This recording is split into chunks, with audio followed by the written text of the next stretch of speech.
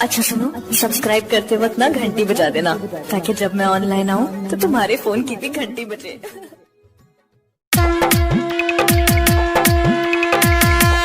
जोरदार जयकारा लगाएं, बोले दुर्गा शिवाजी रिकॉर्डिंग स्टूडियो।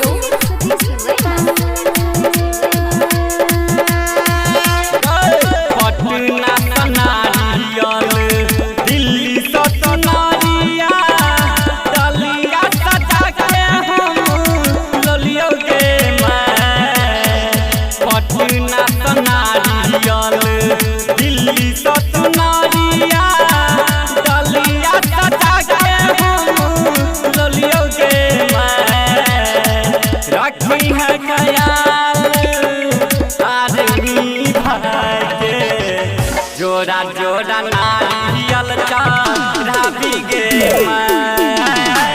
रखी है सलामत आदमी भाई के। जोड़ा जोड़ा नारियल चढ़ावी गे जोड़ा जोड़ा नारियल चढ़ावी गे। डीजे सुमित सतीश रैमा, सुमित सतीश रैमा, ओही बेर के पावन सब ओहिना बीत गेले, भैया कभी न सुन घर रह गेल। ओही बेर के पावन सब ओहिना बीत गेले, भैया कभी न सुन घर रह गेल। मन छल मेला भैया संगे घुमू तो अई बेर छुट्टी नहीं देलकै गे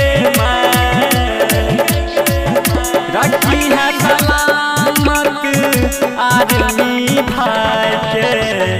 जोड़ा जोड़ा नारियल चढ़ावी गे रखी है सलामत आदमी भाई के। जोड़ा जोड़ा नारियल चढ़ावी गे जोड़ा जोड़ा नारियल चढ़ावी गे।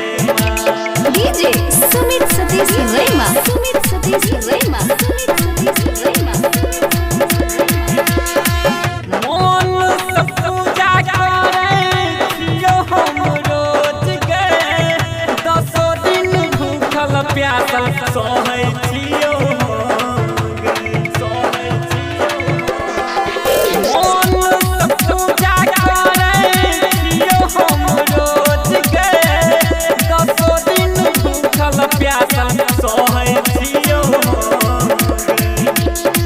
राकेश मधुबनिया पर रखी हम ध्यान गे, दुलार बड़ समिया के नहीं बुझिया गे गिरा।